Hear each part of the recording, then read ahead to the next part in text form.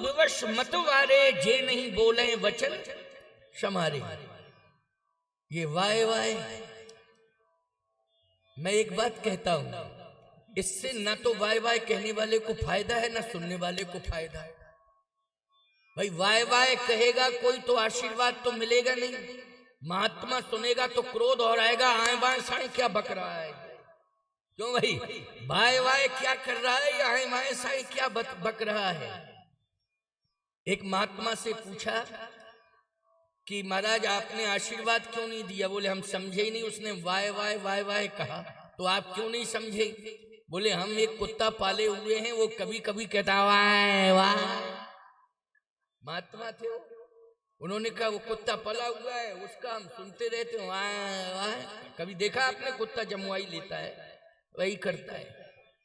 एक बात सुन लो, रामायण को इसलिए पढ़ना चाहिए, भागवत की कथा इसलिए सुनना चाहिए कि शिष्टाचार कैसे करें, शिष्टाचार कैसे आवे, कैसे सीखें। हम हिंदुस्तान में, खास तौर से सनातन की परंपरा में, हिंदू परंपरा में, अभी स्वामी जी कह रहे थे कि दक्षिण का गृहस्थ भी संत जैसा लगता है, लेकिन गृहस्थी का पता लगाना होता है तो चोटी छोटी सी दिखाई। दक्षिण वाले सबसे बड़ी चोटी रखते हैं, इतनी बड़ी चोटी, गौखुर जैसी चोटी आप देख लीजिए ना, चोटी बहुत बड़ी होती है। चोटी रखने में संकोच करना ही नहीं चाहिए। कैसे हिंदू हो जब चोटी रखने में संकोच कर रहे हो। हमारी पहचान बोलो है चोटी की नहीं। याद रखना हिंदुओं, तीन पर विशेष ध्यान दो। चोटी सिर के ऊपर होना चाहिए, चोटी का सम्मान करो, बेटी का सम्मान करो और रोटी का सम्मान करो। इन तीनों का सम्मान करना चाहिए, तब तुम हिंदू हो। आज चोटी, बेटी, रोटी तीनों खतरे में जा रहे हैं। इसलिए महात्मा लोग बार बार कह रहे हैं जागृत अवस्था में हो जाओ, चेत जाओ। आज चोटी ध्यान से रखो, कंफर्म रखो चोटी। पता नहीं कौन सी कटिंग छटिंग सेटिंग आजकल चल गई, सबसे पहले चोटी ही साफ हो जाती है।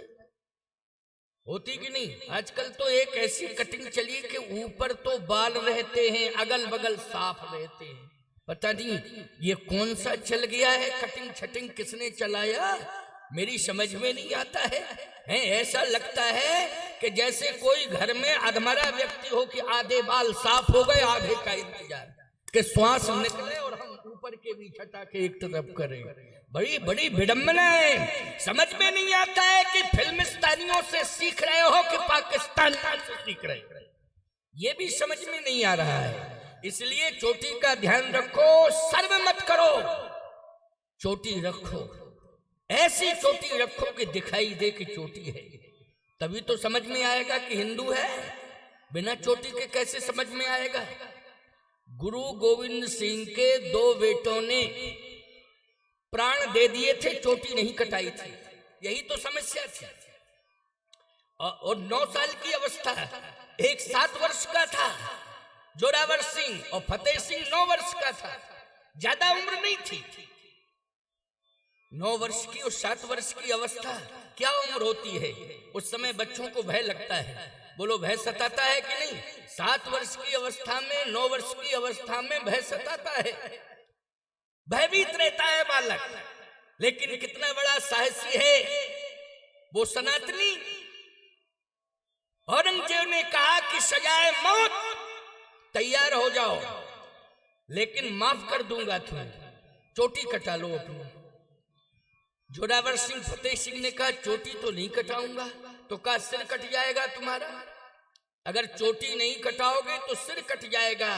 तो जोरावर सिंह फतेह सिंह ने क्या कहा था, आज भी शिलालेख पर यह बात लिखी गई है जो जोरावर सिंह फतेह सिंह ने कहा था, कर दो कत्ल खुशी से, कुछ भी उजर नहीं है, प्यारा है धर्म अपना जितना ये सिर नहीं है। हम सिर कटाने को तैयार हैं, लेकिन चोटी कटाने को तैयार नहीं है। कितना बड़ा महत्व है चोटी का, फिर भी हम शर्म कर रहे हैं चोटी रखने में। नहीं, समय आ चुका है, आज दिखा दो चोटी का प्रभाव। चाणक्य की चोटी याद करो, उस चोटी ने ही परिवर्तन बहुत बड़ा कराया था। याद रखना, ये चोटी सामान्य नहीं है, साधारण नहीं है। हम तुम्हारी भाषा में चोटी की महिमा बता रहे हैं, इसलिए चोटी रखने में हिंदुओं संकोच नहीं करना चाहिए। परंपरा को अक्षुण्ण रखो। आज भगवान ने दंडवत करने में कोई संकोच नहीं किया। आवत देख मुदित मुनि वृंदा, कीन दंडवत रघुकुल चंदा। कीन दंडवत साष्टांग प्रणिपात किया। महात्माओं ने कहा, प्रभु हम दर्शन करने के लिए आए हैं। भगवान ने कहा कि आपका दर्शन हो गया, बस मेरी उदासीनता चली गई। अच्छा, तुम लोग अपने अपने घर छोड़ के आए, जिला छोड़ के आए, प्रांत छोड़ के आए, ईमानदारी के साथ बताओ, यहां आने पर तुम्हारी उदासीनता दूर हुई कि नहीं हुई? बोलो, हुई कि नहीं हुई? प्रसन्नता आ गई कि नहीं आ गई? प्रसन्नता आ गई, दिल खुश हो गया, मन प्रसन्न हो गया कि बहुत आनंद आया, बहुत आनंद आया, बहुत आनंद। क्यों? संतों का दर्शन हो गया। देवी देवताओं का दर्शन तो जब नैमिषारण्य में आओगे तो होता ही रहेगा। जो यहाँ के स्थावर देवता हैं, अधिष्ठात्री देवी हैं, या चक्रतीर्थ है, अन्य मंदिरों में जो देवता हैं, वो निश्चित रूप से जब भी आओगे तब मिलेंगे। लेकिन जब भी आओगे तब ये संत नहीं मिलेंगे एक साथ। तुम्हें इस बात पर विश्वास कर लेना, ये संत नहीं मिलेंगे। संत तो कभी कभी मिलते हैं। ये तो स्वामी जी महाराज की बहुत बड़ी कृपा है कि उन्होंने संतों को इकट्ठा कर दिया और तुम्हें दर्शन करा दिया है। इसलिए उदासीनता तुम्हारी, याद रखना, ये तुम्हारी अमासी की उदासीनता पूर्णमासी में परिणत हो गई है। ये प्रसन्नता, पूर्णमासी मानी प्रसन्नता आ गई तुम्हारे जीवन में संतों के दर्शन से। इसलिए चित्रकूट में भगवान कहते हैं कि मेरी उदासीनता दूर हो गई, क्योंकि आवत देख मुदित मुनि वृंदा, कीन दंडवत रघुकुल चंदा। संतों का आदर किया, संतों को बिठाया भगवान ने। कामदगिरि पर्वत पर सब बैठे हैं। जिस कामदगिरि पीठ का मैं पीठाधीश्वर हूं, उसी पर्वत की बात कर रहा हूं। उसी पर्वत पर भगवान ने सबको बिठाला। वृक्षों की छाया है। याद रखना, संतों के साथ बैठ करके भगवान ने एक ही बात कही, संतों से एक ही बात कही कि आप अपनी अपनी वाणी से कुछ सुनाइए। जैसे यहाँ संत आए तो स्वामी जी ने क्या व्यवस्था दी कि सभी संत थोड़ा थोड़ा बोले, तभी तो आप सब बोले। जितने संत आए सब बोले। कुछ तो बोल के चले गए और कुछ बोले नहीं लेकिन बोल गए। हाँ भाई, क्या करें, थक गए या कुछ भी परेशानी, और कुछ बोल के चले गए। कुछ कल बोलेंगे और जो नहीं बोले वो बाद में कभी ना कभी कुछ स्वामी जी से बोलेंगे कि हम आए थे लेकिन बोले नहीं। तो स्वामी जी कहेंगे हीरापुर में आ जाना, वहां पर व्यवस्था दे दूंगा, ठीक है ना। हाँ, ये भी बात आएगी, देख लेना। जो नहीं बोले वो बाद में बोलेंगे स्वामी जी से कि हम तो आए थे लेकिन समय नहीं दिया बोलने का, है नहीं दिया। तो स्वामी जी एक ही बात कहेंगे कि चिंता मत करो, नवरात्रि में हीरापुर धाम में यज्ञ होगा और नवरात्रि में मेरी राम कथा भी होगी, प्रतिपदा से सप्तमी तक।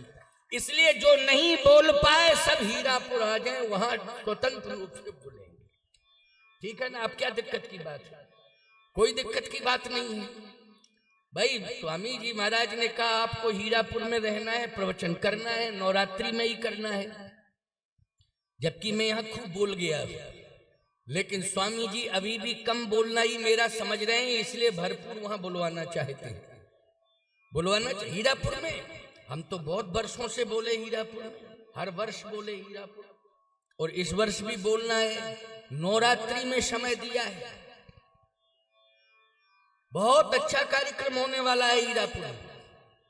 आप सभी हीरापुर मां राजराजेश्वरी जी के दरबार में नर्मदा मैया की पावन गोद में प्रतिपदा से आ जाइए और भरपूर कथा सुनिए हीरापुर धाम। तो अब इससे बड़ी बात और क्या हो सकती है? खूब सुनना, जी भर के सुनना। भगवान ने एक ही बात कही संतों से कि आप अपनी वाणी से सुनाइए। कुछ सुनना चाहता हूं संतों की वाणी से। भगवान भी लालायत हैं कि संतों की वाणी से कुछ सुना जाए। बोलो, हैं लालायत कि नहीं? संतों की वाणी से कुछ सुना जाए। लेकिन आजकल लोग कहते हैं कि हमें फुर्सत नहीं है महाराज, हम आपकी बात क्या सुने, हमें फुर्सत नहीं है। अच्छा, फुर्सत इनको कब मिलेगी? हमारी समझ में इनको फुर्सत तब मिलेगी जब ये चलने फिरने और बोलने के लायक नहीं रहेंगे, तब इनको फुर्सत मिलेगी। तो वहीं कथा सुनाएंगे मरघट पे जाके कि अब तो तुमको फुर्सत मिल गई, इसलिए सुन लो कथा है। क्या किया जाए? जिंदगी जब तक रहेगी फुर्सत न होगी काम से, कुछ समय ऐसा निकालो प्रेम कर लो राम से। भगवान राम ने कहा और कुछ नहीं, वाणी से कुछ सुनाओ। संत वाणी का महत्व होता है। शास्त्र तो सब पढ़ लेंगे, ऐसी बात नहीं है। जिसने संस्कृत पढ़ी है, वैयाकरण है जो, वो शास्त्र पढ़ लेगा, ऐसी बात नहीं है। कोई आवश्यक नहीं है, वो शास्त्र पढ़ लेगा, क्योंकि वेद वाणी पर जिसका अधिकार है वो शास्त्र पढ़ सकता है, समझ सकता है, मर्म को भी समझ सकता है। लेकिन एक बात आपको बतावे, भगवान की श्वासाओं से वेद निकले, लेकिन संत वाणी का महत्व है। भगवान कहते हैं कि शास्त्र से भी ज्यादा संत वाणी का महत्व है, इसलिए संतों की वाणी से शास्त्र सुना जाए। किसकी वाणी से सुना जाए? संतों की वाणी से शास्त्र सुना जाए। भगवान ने कहा कि आपकी वाणी से मैं सुनना चाहता हूं, सुनाओ, और कुछ नहीं। संतों ने कहा ठीक सुना रहा हूं। तहां बैठ मुनिगण सहित, ये दोहा महत्वपूर्ण है चित्रकूट का। तहां बैठ मुनिगण सहित,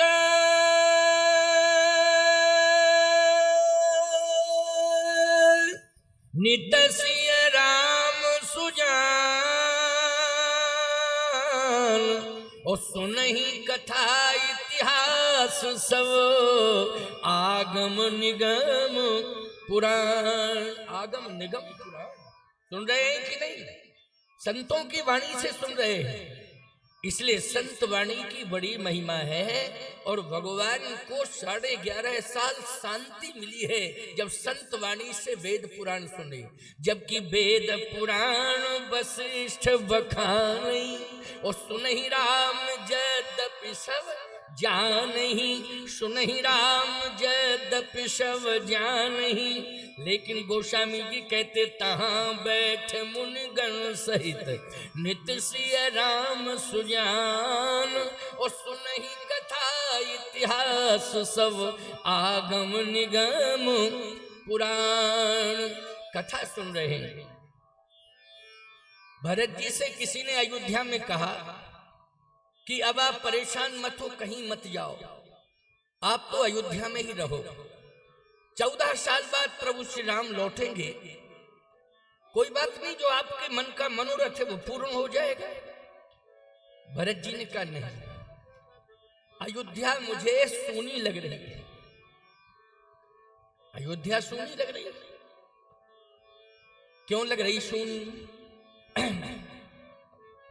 घर में कोई रहता है, उसके प्राण निकल जाएं तो बोलो घर उसके बिना सूना हो जाता है कि नहीं हो जाता? तुम लोग क्या कहते हो? आज हमारा घर सूना हो गया, क्यों? प्राण निकल गए। हमारा घर कैसा हो गया? बोले सूना हो गया। भरत जी कहते अयोध्या सूनी है, घर मसान जन पर जन भूता, और सुतमित मीत मनोजम दूता। अयोध्या सूनी है, इस स्मशान की तरह लग रही है अयोध्या। बोलो ये बात अगर हम कहें कि स्मशान बन गई अयोध्या तो विरोध हो जाएगा, लेकिन जब भरत जी कह रहे हैं तो कौन विरोध करेगा इस बात का? भरत जी स्वयं कह रहे हैं, गोस्वामी जी लिख रहे हैं अयोध्या के लिए, घर मसान जन पर जन भूता, और सुतमित मीत मनोजम दूता। हम अयोध्या में नहीं रहेंगे, स्मशान जैसी लग रही है अयोध्या, अयोध्या में अशांति है। तो फिर कहां जाओगे? कहां जहां राम है। अच्छा, तो श्री राम जी का दर्शन करने के लिए जा रहे हो तो शांति मिलेगी? कहां? दो से ही शांति मिलती है। किससे? या तो जीवन में राम मिल जाए, या जीवन में राम की कथा मिल जाए। बोलो भाई, दो से ही शांति मिलती कि नहीं? या तो राम मिल जाए या राम जी की कथा मिल जाए तो शांति मिलती है। भरत जी ने कहा चित्रकूट एक ऐसा तीर्थ है जहां तहां बैठ मुनिगण सहित नित सिय राम सुजान, सुनई कथा इतिहास सब आगम निगम पुराण। चित्रकूट में राम भी मिलेंगे और राम की कथा भी मिलेगी, इसलिए हम तो चित्रकूट जाएंगे, चित्रकूट जाएंगे। पूरी अयोध्या खाली हो गई, भरत जी के साथ पूरी अयोध्या चल दी, अयोध्या खाली हो गई साहब, पूरी अयोध्या खाली है, भरत जी के साथ पूरी अयोध्या चल दी। कहां जा रहे हैं अयोध्या वासी? जहां राम है और राम की कथा है, बस वही जा रहे हैं। याद रखो, संतों के दर्शन में राम का दर्शन होता है और संतों की वाणी से राम की कथा सुनने को मिलती है। तो दोनों, बोलो भाई, एक ही साध है सब सद है, एक ही साध है सब सद है। अच्छा, साधु का दर्शन करते हो तो राम का दर्शन होता है कि नहीं? देखो, शिव में और राम में कोई अंतर नहीं है, याद रखना। ऐसा मत मानना कि मैं ऊट पुंड लगाए हूं तो इस तिलक का दर्शन करोगे तभी जो है मंगल होगा।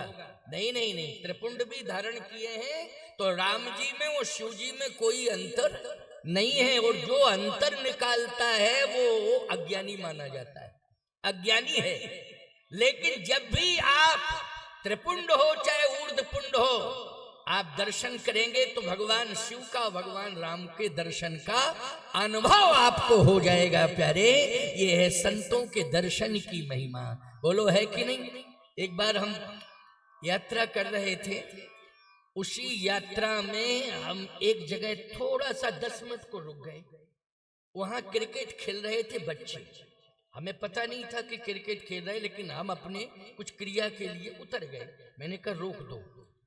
अब लड़के दौड़ करके तमाशा माने, गाड़ी रुक गई। अरे जरा देखो, क्रिकेट बंद हो गई। जैसे ही हम निकल के आए तो एक लड़का कहता, ये 3 डंडे देखो क्या है ये। दूसरा बोला क्रिकेट के स्टंप हैं। क्या क्रिकेट खेल रहे थे वो लड़के? तो वो बोले क्रिकेट के स्टंप है ये देखो 3। मैंने कहा बच्चों, तुम्हें स्टैंप दिखाई दे रही है क्रिकेट के? कहीं बॉल मत मार देना इसमें, क्योंकि स्टैंप दिखाई दे रहे हैं तुमको। कहने का तात्पर्य मेरा ये है, याद रखना, बातुल भूत विवश मत वारे, जे नहीं बोले वचन समारे। वो जानते ही नहीं है कि ऊर्ध्वपुंड और त्रिपुंड होता क्या है, साधु होता क्या है, उनको बोध नहीं है, क्योंकि संस्कार नहीं है। आचारहीनम न पुनंति, वेदाचरणहीन मनुष्य को वेद स्वीकार नहीं करता है। इसलिए मैं कहना चाहता हूं, बच्चों को आप पढ़ाइए और हर भाषा से जोड़िए। जितनी भी भाषाएं हों, आपकी संतान उन भाषाओं पर नियंत्रण हो, उसका अधिकार हो, लेकिन अपनी मातृभाषा, राष्ट्रभाषा और वेद भाषा, देव भाषा, इन पर समर्पण होना चाहिए, इनके प्रति समर्पण होना चाहिए। तभी हम कहेंगे तुम हिंदू। वरना हम हिंदू मानने को तैयार नहीं होंगे। याद रखना, ये मैं कब विरोध कर रहा हूं कि आप इस भाषा पर अधिकार, मेधा है आपकी, आपके बच्चों की मेधा है, क्षमता है, जितनी भी भाषाएं उन सारी भाषाओं पर अधिकार होना चाहिए निश्चित रूप से। लेकिन समर्पण हमारी मातृभाषा, देवभाषा और राष्ट्रभाषा के प्रति होना चाहिए, ये हमारी पहचान है। तो आज भरत जी महाराज कहते हैं 2 लाभ होंगे चित्रकूट में। बोले क्या? कहे एक तो प्रभु राम का दर्शन होगा और दूसरा प्रभु राम की कथा सुनने को मिलेगी। और संत ही संत वहां बैठे हैं, तहां बैठ मुनगन सहित नित सिय राम सुजान, सुनई कथा इतिहास सब आगम निगम पुराण। इतने संत बैठे हैं वहां, इतने संत बैठे कि अयोध्या तो खाली हो गई साधुओं से, धर्मशान जन परजन भूता। लेकिन चित्रकूट में संत ही संत है। नैमिषारण्य का महत्व क्यों है? नैमिषारण्य का महत्व इसलिए है क्योंकि यहाँ 88,000 ऋषियों की बार बार चर्चा होती। तो ऋषियों के कारण महत्व है कि नहीं? किसके कारण है? जल्दी बोलो। ऋषियों के कारण महत्व है। अयोध्या में जब से प्रभु श्री राम विराजमान हुए, हर तीर्थ के साधु जा रहे हैं। ऐसा कोई तीर्थ बाकी नहीं है जहां तीर्थ से साधु अयोध्या न जा रहे हो। यहाँ भी जो संत आए वो अयोध्या गए, वो अयोध्या से लौट के नैमिषारण्य आए, क्योंकि भगवान का दर्शन और संतों का दर्शन। वैसे अयोध्या में बहुत संत हैं। अभी अयोध्या ही से आए थे भक्तमाली जी, जन्मेजय शरण जी अयोध्या से आए थे, अभी आए थे ना। हाँ, क्योंकि मेरे पास फोन पर चर्चा हुई, अभी गए होंगे। तो अयोध्या से आ रहे हैं संत, लेकिन यहाँ के संत भी यहाँ से आयोजन में सम्मिलित होकर अयोध्या जा रहे हैं। इस समय अयोध्या अच्छी क्यों लग रही है? इसलिए लग रही है कि रामलला सरकार विराजमान हो गए और उनके दर्शन के लिए अनेक तीर्थों से संत चल के आ रहे हैं। इसलिए इस समय अयोध्या के समान कोई तीर्थ नहीं है प्यारे, क्योंकि संपूर्ण संत आज अयोध्या जा रहे हैं दर्शन करने के लिए। अयोध्या की वैसे बड़ी में सब विधि पुरी मनोहर जानी, सकल सिद्ध प्रद मंगल खानी। लेकिन सावधानी से सुनना, अयोध्या एक दिन खाली हो गई थी। पूरे संत, पूरे भक्त, पूरी प्रजा अयोध्या की पहुंच गई चित्रकूट। लेकिन किसके नेतृत्व में गई? बोले गवने भरत पया दही पाए, ओ कोतल संग जाहि दुरियाए। भरत जी के साथ जा रहे हैं सब। और सुनो भैया, हाथियों ने चिघाड़ते हुए कहा कि मुझे मत छोड़ो, ले चलो मुझे। घोड़ों ने चिघाड़ते हुए कहा, घोड़ों ने कहा हिनहिनाते हुए, घोड़े हिनहिनाते हैं, हाथी चिघाड़ता है। हाथियों ने चिघाड़ते हुए कहा मुझे ले चलो। कहाँ? चित्रकूट ले चलो, हम अयोध्या में नहीं रहेंगे। हिनहिनाते हुए घोड़े कह रहे हैं हमको चित्रकूट ले चलो, हम अयोध्या में नहीं रहेंगे। गबने भरत पया दही पाए, ओ कोतल संग जाए दुरियाए। कोतल मानी घोड़े। ये कोतल एक जाति है घोड़ों की। घोड़ों की कई जातियां हैं, लेकिन कोतल शब्द का जो प्रयोग आया वो घोड़ों के लिए आया। कोतल संग जाहि दुरियाई, कहें सुसेवक बारही बारा। होई नाथ अश्व, अश्व मानी घोड़ा, फिर आ गया। होई नाथ यस यशवारा, राम पया दही पाय सिधाए।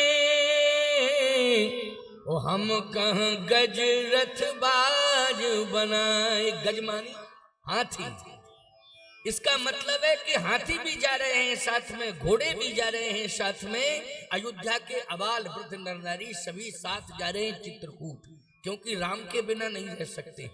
कथा भी वहां मिलेगी राम की, और राम का दर्शन भी मिलेगा, साधु संतों का दर्शन मिलेगा। पूरी अयोध्या खाली हो गई। आपको फिर अयोध्या की रक्षा किसने की? अयोध्या की रक्षा के लिए भरत जी महाराज ने कुछ लोगों को नियुक्त किया था। अस विचार सुचि से